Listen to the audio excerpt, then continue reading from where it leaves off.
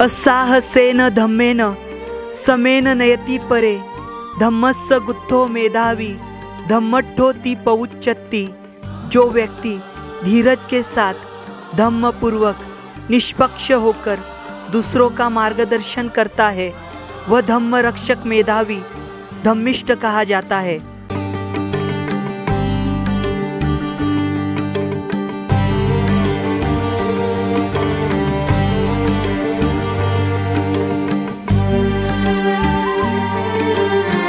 सदियाँ बीत गई लेकिन सभ्यता वहीं पर है, समय बीत गया लेकिन राह वहीं पर है। जय भीम, नमो बुद्धाय। आप सभी का स्वागत है आपके चहेते चैनल पर जिसका नाम है बोधिसत्व। इस बोधिसत्व यूट्यूब चैनल के माध्यम से आप प्राचीन भारत का इतिहास देख रहे हो। हम जानकारी ले रहे हैं मध्य प्रदेश राज्य की। मध्य प्रदेश राज्य में जो अपरिचित प्राचीन बौद्ध स्थल जो आज अपनी अंतिम सांस ले रहे हैं और आज जो वीरान बिखरे हुए हैं उनकी जानकारी हम ले रहे हैं। तो आज का यह वीडियो बहुत ही महत्वपूर्ण है क्योंकि यह जो आज का वीडियो है मध्य प्रदेश राज्य के खरगोन जिले के कसरावद नाम का तहसील है। इस कसरावद नाम के तहसील में छोटी कसरावद नाम की जगह है। इस छोटी कसरावद नाम की जगह पर आज से 70 से 80 साल पहले यहाँ पर प्राचीन बौद्ध स्तूप पाए गए थे। कम से कम 11 प्राचीन बौद्ध स्तूप यहाँ पर पाए गए थे। आज यह प्राचीन बौद्ध स्तूप अपने मूल रूप में है या नहीं, या फिर वो आज वहाँ पर है या नहीं, यह देखने वाले हैं और इन स्तूपों की हम जानकारी लेने वाले हैं। तो आज का यह जो वीडियो है बहुत ही महत्वपूर्ण है। इस वीडियो को आप ज़्यादा से ज़्यादा शेयर करें ताकि यह जो अपरिचित स्थल है आज आपके सामने आने वाला है और आज यह आपको देखने मिलने वाला है। हम अपनी पूरी कोशिश करेंगे यह जो स्थल है इस स्थल को खोजे और आपके सामने रखे। यह जो स्थल है, ये जो कसरावद है या फिर यहाँ पर जो स्तूप निर्माण किए गए हैं या फिर ये जो इलाका जिस क्षेत्र में भी हम काम कर रहे हैं यह प्राचीन काल का जो अवंती महाजनपद है या फिर जिसे मालवा कहा जाता था। तो चलिए यहाँ तक जाते हैं। यहाँ तक जाने के लिए हम हमारे पर्सनल वाहन का इस्तेमाल कर सकते हैं, वैयक्तिक वाहन का, और साथ ही साथ यहाँ पर जो शासन प्रशासन की बसेस हैं इससे भी हम जा सकते हैं। तो चलिए आज का यह वीडियो हम शुरू करते हैं।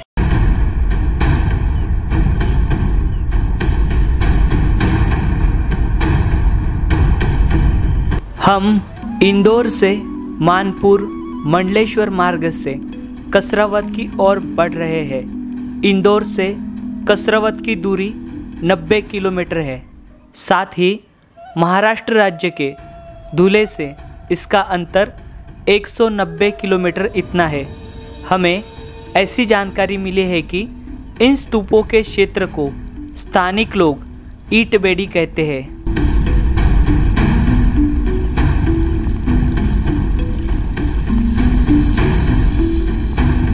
हम आए हुए हैं खरगोन के कासरवाद तहसील के छोटी जो कासरवाद है, यहाँ पर ईटवड़ी नाम की जो जगह है, इस ईटवड़ी नाम के यहाँ जगह तक आने के लिए हमें बहुत अंदर तक आना होता है। करीबन 2 से 2.5 किलोमीटर हमें अंदर आना होता है और यहाँ से करीबन हमें 700-800 मीटर अभी चलना है, तब जाकर यहाँ के जो प्राचीन बौद्ध स्तूप जो यहाँ पर पाए गए थे वह हमें देखने को मिलेगी। तो चलिए, इसे ईटवड़ी जो है, यहाँ पर जो ईंटें पाई जाती है इस वजह से इस क्षेत्र का जो नाम है ईटवड़ी करके पड़ा हुआ है। चलिए आइए।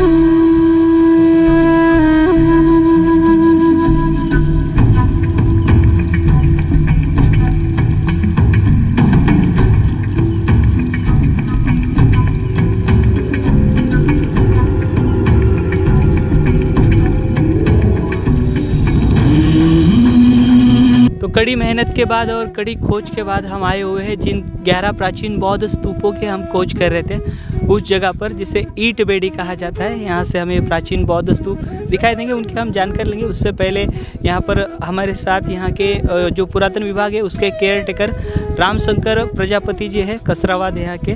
तो यह हमें यहाँ इस क्षेत्र पर लाए, हम इनकी सहायता से यहाँ तक आए हुए हैं, तो हम इनसे भी जानकारी लेंगे। साहब, आप यहाँ पर आए थे तो अपने सबसे पहले मतलब आपको कैसे पता चला था इस जगह का? सर, हमारे साथ में साहब लोग आए थे हमारे। हाँ। वो सुल्तान सिंह आनंद सर आए थे, उनके बच्चे आए थे। हाँ। एक आए थे उनके साथ में, वो क्या नाम, शुभम दुबे करके आए थे, वो भी पुरातत्व थे। वो खोज करने के लिए आए थे यहाँ पर। वो खोज करने के लिए? हाँ, उनके साथ हम भी खोज करवाने के लिए आए थे। जी हाँ, तो आप यहाँ पर देख लीजिए। आप यहाँ से जो प्राचीन स्तूप है वो देख लीजिएगा पूरा। यहाँ से 11 स्तूप है, तो हमें एक बड़ा महास्तूप दिखाई देगा और साथ ही साथ छोटे छोटे जो स्तूप है हमें दिखाई देंगे, वो हम देखेंगे और उनकी जानकारी लेंगे। यहाँ पर कई सारे अवशेष मिले थे जब यहाँ पर उत्खनन कार्य हुआ था सन 1939 में, तो तभी से जो क्षेत्र है ऐसे वीरान पड़ा हुआ है। यहाँ पर बहुत ही कम लोग आते हैं। चलिए जानकारी लेंगे। आपको कुछ अन्य जानकारी मिली है इस क्षेत्र के बारे में? सर ये जानकारी यहाँ का है। हाँ? और इसके अलावा मेरी जानकारी नहीं सर, बाकी वहाँ पर है। हाँ? ये अपना नरबर टोली जो है, सहायता बोलते हैं। सहायता? हाँ, सहायता में भी आपको बुद्ध स्तूप मिलेगा। कितने वहाँ पर? वहाँ पर सर वहाँ भी 10-11 है शायद, 10-11 स्तूप है वहाँ पर भी। अथवा संभाल के जो जंगली। हाँ हाँ, ये भी वहाँ भी मिलेगा आपको। जी, हमारे साथ हमारे साथी जुड़े हुए हैं, हमारे साहब, हमारे सहयोगी मिलिंद सोनी सर, जो हमारे गुजरात के सहयोगी हैं बोधिसत्व यूट्यूब चैनल के। तो हमारी ये खोज जारी है। यहाँ पे जब हम आए तो पहले तो जगह देख के हमें अंदाज़ा नहीं था कि जो हम देखने वाले हैं, जो हमारी आंखों के सामने आने वाला है, वो इतना बढ़िया नज़ारा था और इतना ज़बरदस्त होगा कि हमने सोचा भी नहीं था। और आप सामने ही देख रहे हैं कि हमें 11 स्तूप एक साथ में, सबसे पहले महास्तूप है और उसके बाद छोटे छोटे जो 11 स्तूप है वो आपको दिखाई देंगे। जी हाँ, तो चलिए हम इसकी ब्रीफ में जानकारी लेते हैं। देखिए बहुत बड़ा क्षेत्र है, पूरी स्तूपा गैलरी थी। ये पूरे क्षेत्र में यहाँ पर तटबंदी थी, यानी कि यहाँ पर पूरा इसे अच्छे से उस समय पे एक बाउंड्री बनाई गई थी, एक दीवार बनाई गई थी बड़ी, और यहाँ पर एक बड़ी मॉनेस्ट्री भी मिली है। उसके भी अवशेष जो है, दीवार के अवशेष यहाँ पर हमें दिखाई देंगे। आइए हम देखते हैं। और ये स्तूप देखें जहाँ पर अभी आपको एक गाय चल रही है, आपको दिख रहा होगा। ये सारे स्तूप, वहाँ से जो गोलाकार स्तूप नुमा सारे जो स्ट्रक्चर आपको दिखाई दे रहे हैं स्तूप के, देखिए सारे आपको दिखाई देंगे। और बड़ी बड़ी ईंटें हैं, अलग अलग आकार की यहाँ पर ईंटें। और यहाँ से कुछ दूरी पर उज्जैन है। तो उज्जैन ये जो है सम्राट अशोक, इन्होंने यहाँ पर मतलब मगध के सम्राट बनने से पहले वह उज्जैन में रहे थे। 11 वर्ष वह उज्जैन में रहे थे और वहाँ पर उन्होंने विदिशा में, जो विदिशा की रानी देवी जो है, जो एक व्यापारी की लड़की थी, उनसे उनका विवाह हुआ था और वह उज्जैन में आए थे, उज्जैन में बसे थे। और उज्जैन में बसने के बाद जो देवी है वह बौद्ध धर्म को मानती थी और उसके कारण सम्राट अशोक ने बड़े पैमाने में उस समय पे उज्जैन के लगभग पूरा ये जो क्षेत्र है, उस समय पे उन्होंने ऐसे स्मारकों का निर्माण कराया था, इन स्तूपों का निर्माण कराया था। तो इसी में से यह एक बहुत बड़ा जो स्तूप है, जो स्तूपा की गैलरी है, ये हम देख रहे हैं और इसके हम जानकारी ले रहे हैं। और यहाँ से कुछ दूरी पर महेश्वर नाम की जगह है, जहाँ पर महेशमती जो राजा है वो वहाँ पर रहा करते थे और उन्होंने भी बौद्ध धर्म के उत्थान के प्रति अपना योगदान दिया है। अनेकों गुफाएं उन्होंने निर्माण की है, अनेकों स्तूप उन्होंने निर्माण किए हैं। तो देखिए यहाँ से स्तूप देखिए, अभी हम जहाँ पे खड़े हैं ये एक मॉनेस्ट्री का हिस्सा है। ये बहुत बड़ा एक प्राचीन महाविहार उस समय का हुआ करता था और उसकी ईंटें आपको, उसके जो दीवार है, हम यहाँ से आइए, यहाँ पर हम आपको ये जो महाविहार है इसकी दीवारें दिखाएंगे। तो बहुत बड़ा है और जो ईंटों की साइज़ है, ये देखिए, ये दीवार आप देख पा रहे हो, ये बहुत बड़ी दीवार यहाँ पर थी और छोटे छोटे रूम, छोटे छोटे कक्ष यहाँ पर थे। और साथ ही साथ ये आप स्तूप देख रहे हो, पूरे सारे के सारे स्तूप, ये देखिए। आइए आप यहाँ पर उस समय पे स्तूपों का निर्माण जो है ईंटों से, मिट्टी से या फिर पत्थर से किया जाता था। और अमूमन जो स्तूप है किसी जो अरहंत बौद्ध भिक्षु है उनके जो धातु है या फिर अस्थियाँ है, उन्हें इन स्तूपों में रखा जाता था। या फिर उस समय पे जो बुद्ध के शिष्य, जो अग्रणीय शिष्य हुआ करते थे, उनके स्तूप निर्माण किए जाते थे। तो एक बड़ी स्तूपा गैलरी हुआ करती थी जिसके अंदर तथागत बुद्ध के भी धातु हुआ करते थे, वो महास्तूप हुआ करता था। तो यहाँ पर हमें एक बड़ा महास्तूप दिखाई दे रहा है, लेकिन उसमें से किसी प्रकार के धातु मिले हैं, इसका किसी भी प्रकार का वर्णन जो भारतीय पुरातन विभाग द्वारा यहाँ पर उत्खनन किया गया है उस रिपोर्ट में नहीं दिया गया है। या फिर इन स्तूपों में से किसी भी प्रकार के धातु पाए गए ऐसी बात सामने नहीं आई है। लेकिन आप ये स्तूप, ये पूरी नींव ऐसे अब सर्कल दिखाई दे रहा है आपको इन स्तूपों का, और इन स्तूपों की ईंटें देखिए बहुत बड़ी बड़ी है, और मोटाई जो इन ईंटों की है ये भी बहुत मोटी ईंटें है। तो उस समय पे जो यहाँ पर ईंटों का स्ट्रक्चर आप देख पा रहे हो, तो जिस प्रकार का सांची का स्तूप है उस प्रकार के स्तूप जो है यहाँ पर भी होंगे। यहाँ पर आपको ईंटें और पत्थर दोनों की मिक्सिंग दिखाई दे रही है हमें यहाँ पर, आप देखिए ठीक से। तो बड़ी बड़ी ईंटें और बड़े बड़े जो पत्थर है उससे ये जो स्तूप की संरचना है उस समय बनाई गई थी। और जो दीवार है यहाँ पर दीवारें थी बड़ी बड़ी, आप देख लीजिए पूरे जो स्तूपों के अवशेष कुछ इस प्रकार के। हमें अमूमन स्तूपों की जो जानकारी है ऐसे कहा जाता है, जब सम्राट अशोक के माध्यम से जो कलिंग का युद्ध हुआ, कलिंग के युद्ध के बाद सम्राट अशोक इन्होंने बौद्ध धर्म अपनाया या फिर बौद्ध धर्म अपनाया। लेकिन उज्जैन में खास तौर पर ऐसी जानकारी प्राप्त होती है, जब सम्राट अशोक उज्जैन के उपराजा या फिर अमात्य बनकर आए थे, तब उन्होंने देवी से शादी कर ली थी। और देवी से शादी करने के बाद वो देवी बौद्ध धर्म को मानती थी। और साथ ही साथ देवी जो है, कुछ ऐसे संदर्भ हमें प्राप्त होते हैं, देवी जो है यह शाक्य कुल से जुड़ी हुई थी, शाक्य वंश से वो जुड़ी हुई थी, या फिर उस कारण वह पहले से ही बौद्ध थी। ऐसी जानकारी हमें कई सारे संदर्भों से मिलते हैं। और साथ ही साथ कई संदर्भ ऐसे भी कहते हैं, ये जो देवी रानी है, ये देवी रानी वैश्य जो उस समय की समाज व्यवस्था थी वो उससे बिलोंग्स करती थी। और इसलिए हम उज्जैन में जाते हैं तो वैश्य टेकरी नाम से जो महास्तूप है वह हमें दिखाई देता है, और उससे लोगों ने वैश्य टेकरी करके नाम दिया है। तो ऐसे भी कुछ संदर्भ मिलते हैं। ये स्तूप देख पा रहे हो, स्तूपा के आप पूरे अवशेष यहाँ पर देखिए, सर्कल पूरा प्रॉपर बहुत अच्छे से था ये स्तूप, ये देखिए। तो यहाँ पर ये जो स्तूप है, अगर इनकी डेटिंग की जाए तो ये स्तूप ईसा पूर्व 3री शताब्दी के भी निकल सकते हैं। ये जो क्षेत्र है, इस क्षेत्र की अगर आप ड्रोन से फुटेज देखोगे तो आपको ये जो स्ट्रक्चर है उस समय का वह दिखाई देगा। और उस समय का जो आर्ट एंड आर्किटेक्चर है, मतलब उस समय की जो कारागिरी है, आप देखकर चकाचौंध हो जाओगे। इस प्रकार की कारागिरी यहाँ पर देखिए, एक बीच में से रास्ता दिया गया है, और साथ ही में इस रास्ते के उस पार स्तूप है, बहुत बड़े बड़े स्तूपा की गैलरी है। और इस पार यहाँ पर एक बड़ी भव्य मॉनेस्ट्री हुआ करती थी, बड़ी मॉनेस्ट्री यहाँ पर है। और यहाँ पर एक बड़ा महास्तूपा हमें दिखाई देता है। और मॉनेस्ट्री के आसपास भी ऐसे स्तूप यहाँ पर दिए गए, यहाँ पर 11 संख्या दी गई। अगर और भी यहाँ पर अच्छे से उत्खनन किया जाए तो और भी यहाँ से जो अवशेष है वो प्राप्त हो सकते हैं। और ये जो स्तूप है आज वीरान है। यहाँ पर प्राचीन काल में बौद्ध भिक्षुओं का पूरा मेला लगा करता था। यहाँ पर बौद्ध उपासक उस समय पे बड़ी संख्या में आते थे, या फिर ये जो मार्ग है एक प्राचीन व्यापारी मार्ग होने के कारण यहाँ से लाखों लोगों का जुलूस निकला करता था।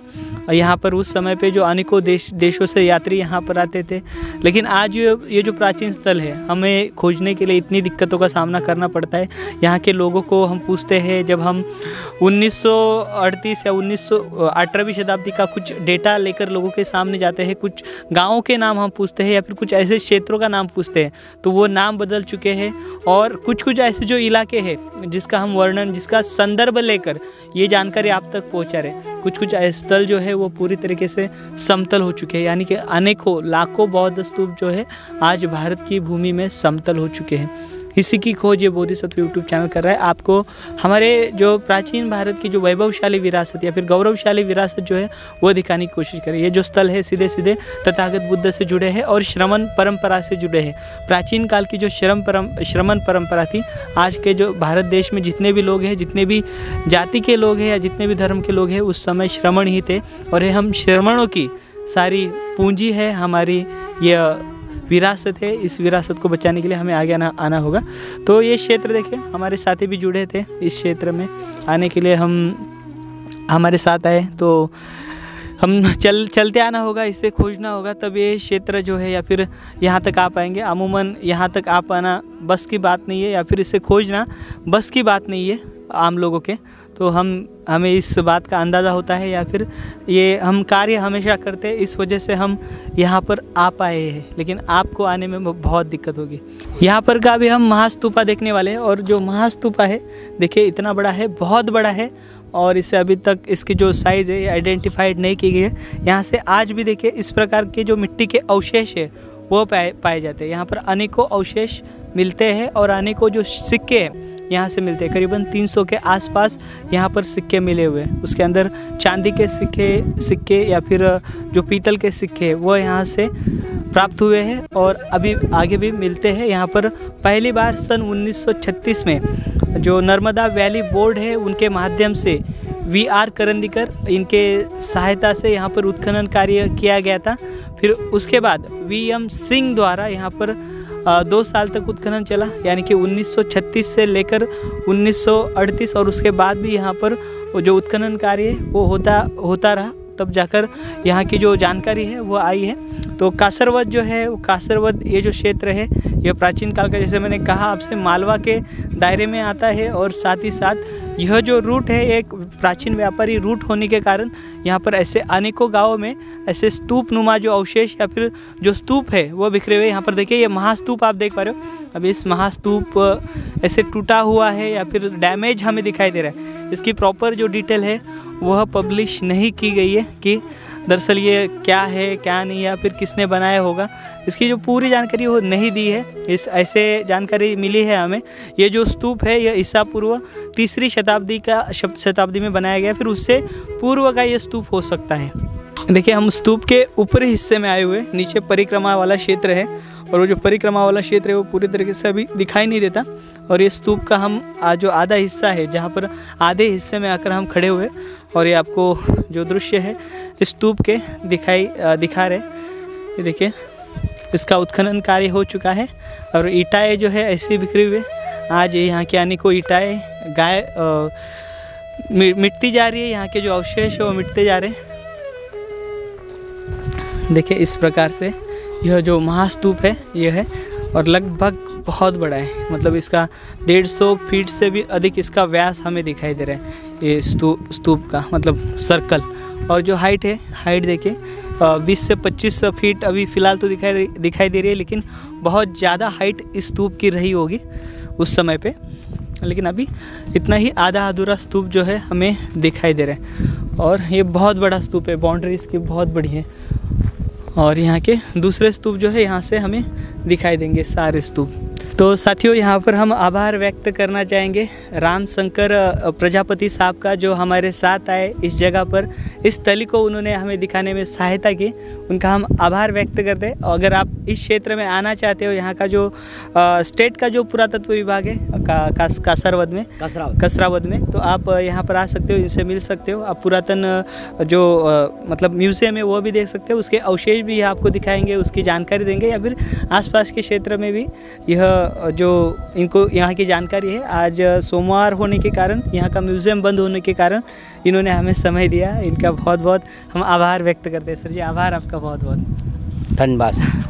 और यहाँ पर हमारे जो बोधिसत्व के सहयोगी हैं वो भी हमारे साथ थे, हमारे मिलिंद सोनी साहब जो कि गुजरात के हैं, गुजरात राज्य के सहयोगी हमारे साथ में थे। और हमारे साथ में ये जो वीडियो रिकॉर्ड कर रहे हैं हमारे कैमरामैन, हम उनका भी आभार व्यक्त करना चाहेंगे। तो मिलेंगे अगले वीडियो के साथ, अगले जानकारी के साथ। आपसे अनुरोध है, ये जो महत्वपूर्ण वीडियो है और ये जो जानकारी आपको पहली बार मिल रही है, ना कि किताबों में मिलेगी, ना ही आपको इंटरनेट पर मिलेगी, और किसी भी प्रकार का वीडियो आज तक इस क्षेत्र का हुआ नहीं है, तो ये पहला वीडियो आपको इस चैनल के माध्यम से देखने को मिल रहा है। तो इस वीडियो को आप ज़्यादा से ज़्यादा शेयर करें। मिलेंगे अगले वीडियो के साथ।